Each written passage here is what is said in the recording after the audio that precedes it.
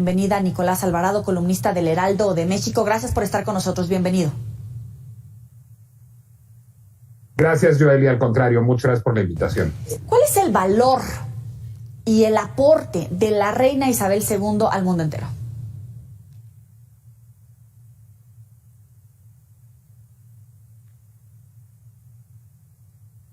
Pocas personas, creo, en la historia política del mundo han hecho tanto haciendo tan poco.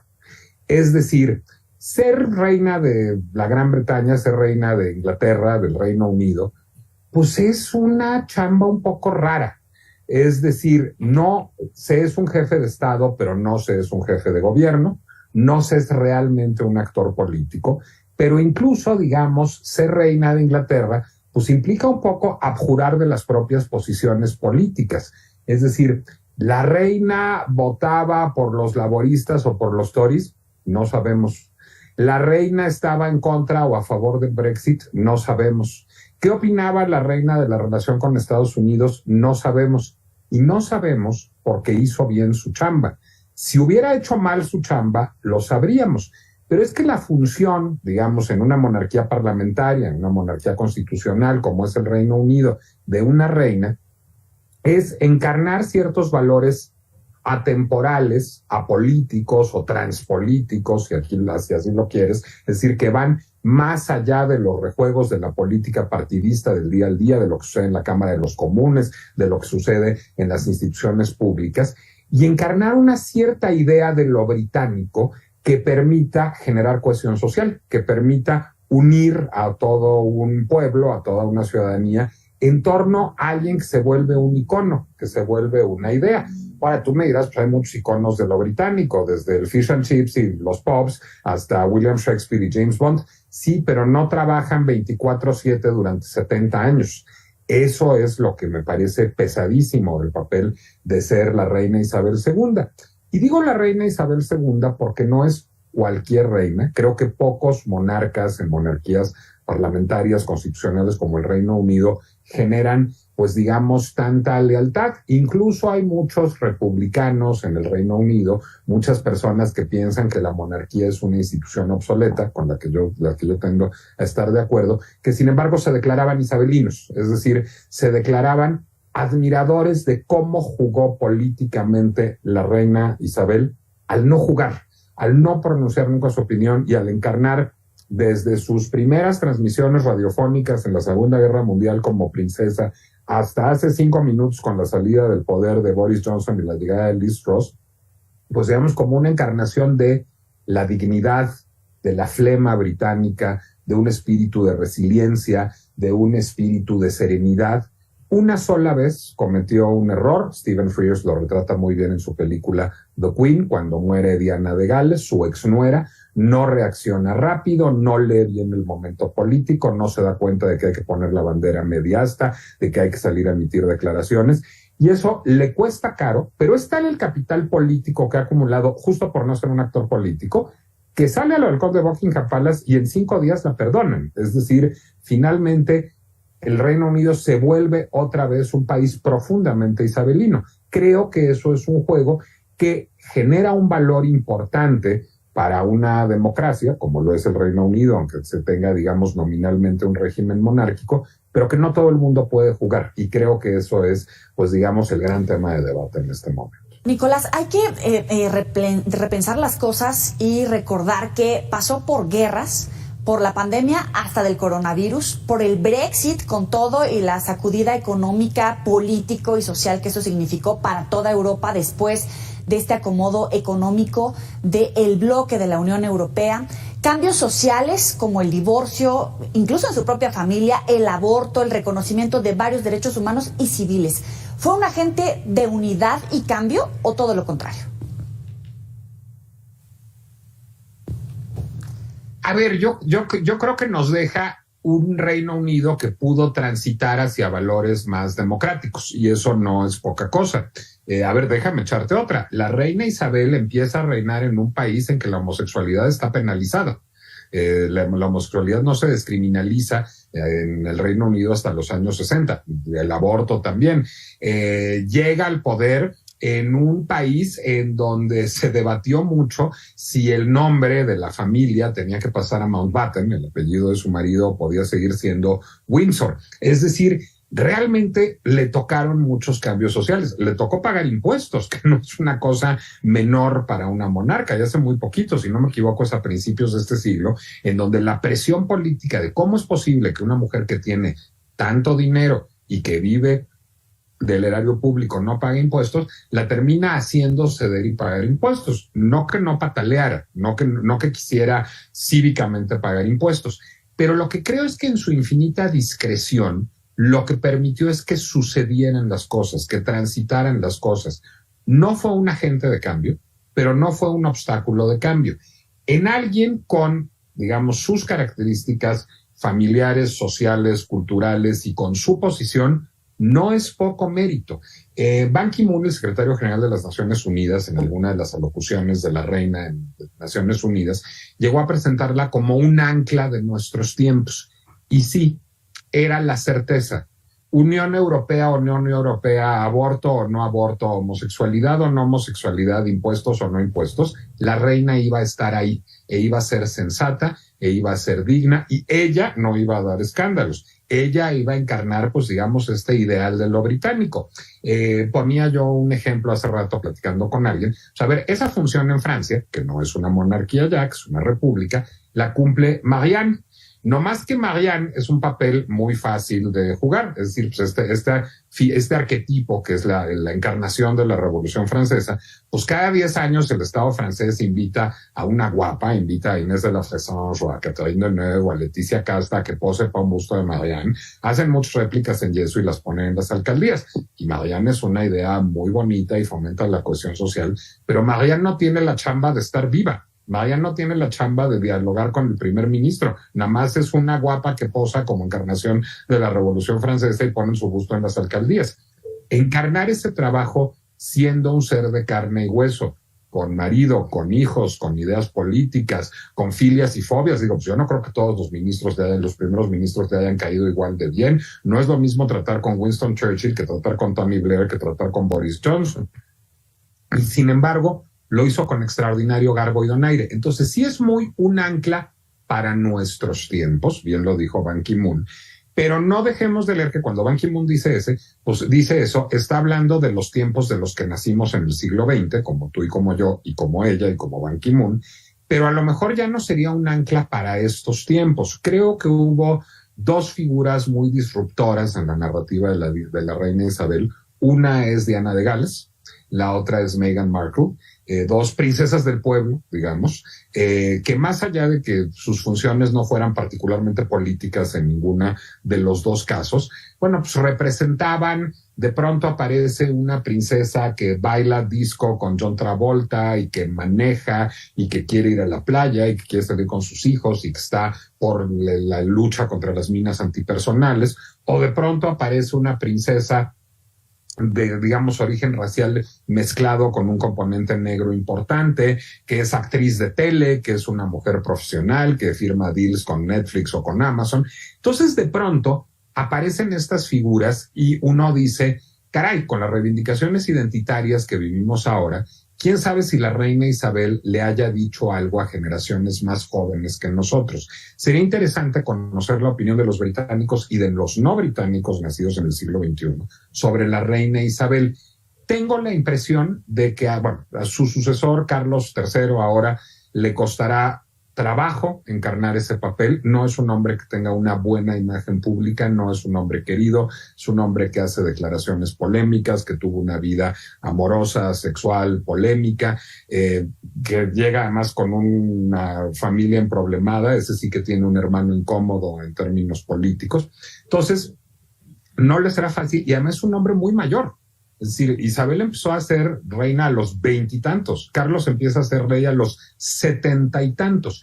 Entonces sí creo que viene un momento de transición y un momento de cuestionamiento a la función de la monarquía en el parlamentarismo inglés. No, por supuesto, no va a desaparecer la monarquía en 5 minutos. Esos procesos son lentísimos y más en un país de tradiciones sobre el Reino Unido. pero será verdaderamente fascinante qué va a pasar con el sistema político de inglés a la muerte del británico, todo pues a la muerte de la reina Isabel.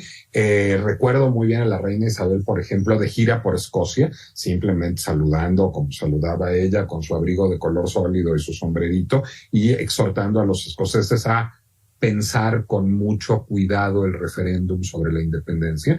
Pero esa imagen icónica fue fuertísima y finalmente Escocia votó por no independizarse del Reino Unido. Sin un factor de cohesión como la reina Isabel, sin esta figura, digamos, señera, entrañable para los británicos, neutra, digna, casi a la que cada quien le podía poner las ideas o las emociones que quisiera, ¿va a ser posible mantener el Reino Unido unido? No lo sé, no es un problema para mañana, pero sí es un tema para pensar. Hablemos del uso de su poder en la mediosfera. ¿Supo usar su personaje y la corona como herramienta mediática después de que tuvo participaciones históricas en radio, transmisiones en televisión como su matrimonio o hasta su funeral ahora en televisión, su participación en la literatura, en el clip de James Bond, su cuenta de Twitter y todo el mundo digital? Yo creo que era alguien muy consciente de su misión. Creo que era alguien, y cuando hablo de ella, hablo también del equipo que trabajó con ella a lo largo de los años, muy consciente del poder, digamos, de la mediósfera. Me estaba yo acordando de pronto de una película, hablaré de ella mañana en mi videocolumna del Heraldo, una película de 1950 que se llama Royal Wedding, una película con Fred Astaire, que trata de una pareja de hermanos que van a actuar a Londres durante las celebraciones por la boda real. Y la reina no aparece nunca en la película, o sea, es un musical gringo con Fred Astaire, pero toda la película gira en torno a la emoción que les produce a los británicos que hay una reina y se va a casar. Y entonces los personajes bailan, cantan, se enamoran, se desenamoran, pero todo tiene que ver con que la reina se va a casar. Cosa poderosísima de esa película, la actriz que hace de la pareja romántica de Fred Astaire en esa película es Sarah Churchill, la hija de Winston Churchill. Es decir, era una película que era una poderosísima herramienta de propaganda de la corona británica, seguramente negociada hasta las cachas por el Estado británico con la Metro-Goldwyn-Mayer. Pasemos de eso a las redes sociales. Y empecemos por el rey Jorge inteligentemente diciendo, si yo en la guerra saco a 2 niñas de 14 años a hablar en la radio, tengo un activo político, porque si mis hijas y mi mujer se quedan conmigo en tiempos de guerra, los británicos se ven obligados a realizar su trabajo. Entonces creo que hay un uso muy sagaz de la mediasfera. Ahora, es un uso que cada vez resulta más complicado porque los tiempos de la radio y la Metro-Goldwyn-Mayer no son los tiempos de Twitter. El control del mensaje era mucho más sólido y eso también le facilitó mucho a la reina Isabel su presencia mediática. A estas alturas del partido, cuando cualquiera puede ser cancelado en redes sociales, cuando cualquiera puede ser denostado en redes sociales, cuando las generaciones nuevas, justamente empoderadas por las redes sociales, tienen, pues digamos, cada vez más suspicacia de instituciones como la política, los medios de comunicación, la crítica literaria, las iglesias y todo lo que representa el establishment, pues no hay establishment, más establishment que la monarquía. Entonces, yo creo que además la reina Isabel fue el personaje adecuado en el momento histórico adecuado, en el momento en que el emisor podía controlar el mensaje. No sé si hubiera sido joven en estos tiempos, qué tan fácil la hubiera librado. Ahora, nadie escapa al morbo de cómo le va a ir al ahora rey Carlos III y la duquesa, que se transforma en la reina consorte, pero vamos a verlo a fondo. En medio de la polémica del costo de mantener la monarquía, el Brexit, la mancomunidad de naciones, ¿los futuros reyes van a ser factor de fortalecimiento de la monarquía y unión? A ver, yo creo que es una pregunta compleja y la voy a desmenuzar en pedacitos. Yo creo que difícilmente le interesaría al Reino Unido en este momento debilitar el Commonwealth cuando acaba de romper relaciones con la Unión Europea. Es decir, yo creo que la puntada de David Cameron de a ver qué tal que hacemos un referéndum, a ver si la gente quiere seguir en la Unión Europea o no, pues salió extraordinariamente cara para él, pero para el país. Deja un Reino Unido muy aislado. Es decir, claro, el Reino Unido era una de las potencias mundiales cuando era un imperio.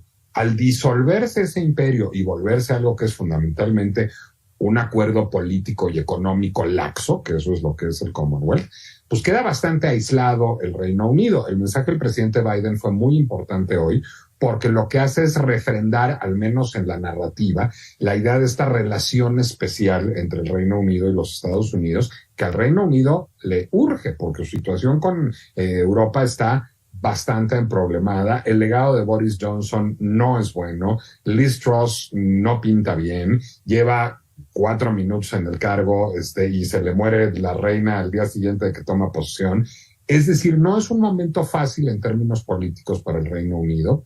Tienen muchísimos problemas que tienen que ver con la inflación y el costo de la vida a partir de las afectaciones a la cadena de suministros por la guerra en Ucrania. Tienen muchos problemas de cambio climático. Este fue un verano particularmente ardiente en el Reino Unido y de pronto yo me veía aquí con mi suétercito leyendo el Guardian con la gente en shorts y diciendo que ya no sabían qué hacer con el calor. Bueno, pues eso de lo que te hablo es que el problema del cambio climático es verdaderamente severo en el Reino Unido. Entonces, a partir de esto, creo que, pues, digamos, tendrá que cuidar mucho el Commonwealth, el Reino Unido, y creo que la corona, pues ahí es el factor de unidad.